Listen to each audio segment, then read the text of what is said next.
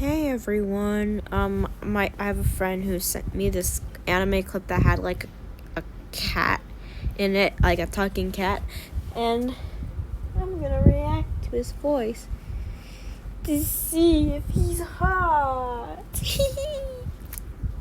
And I got my king plushie with me because King is very handsome and good for reacting.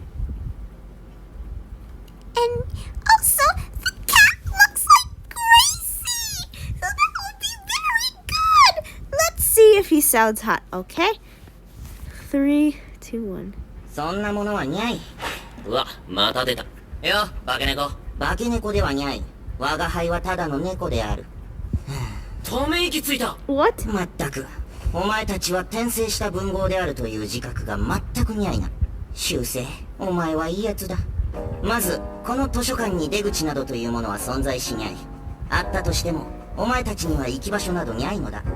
どういう Oh goodness!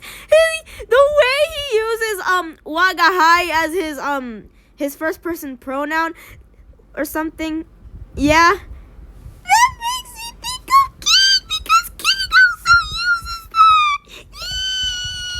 And he sounds high pitched and pitched up just like King's English voice. That's good. It's pitched up like King.